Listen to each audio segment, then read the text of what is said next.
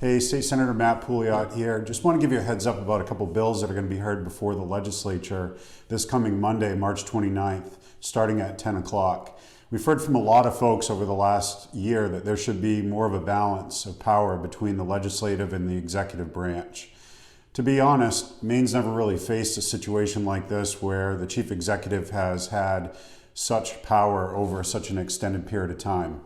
When we in the legislature were asked to grant the governor these powers last year, we were in a totally different place. We had no idea what was going on with the pandemic around us, and we had every reason to believe that the best thing to do at that time was to grant emergency powers to the governor to make decisions in a quick manner to help keep Mainers safe. However, since that time, the governor has now extended those powers on her own will at 1 month increments 13 times now.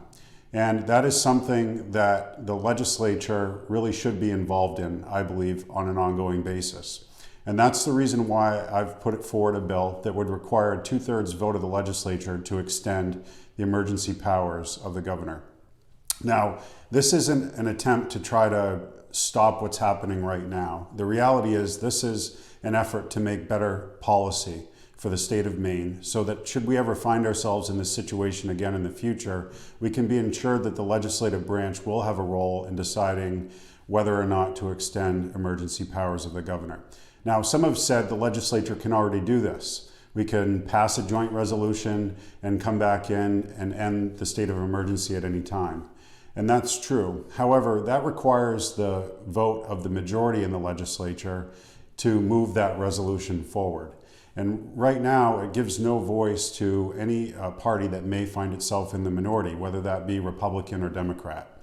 Whereas if we took a proactive approach to require a 2/3 vote of the legislature to extend a state of emergency, it would compel the legislature to be involved in that decision on an ongoing basis, should we ever find ourselves in this situation again. There will be other bills to help address this issue of the state of emergency that we've been in for over a year now.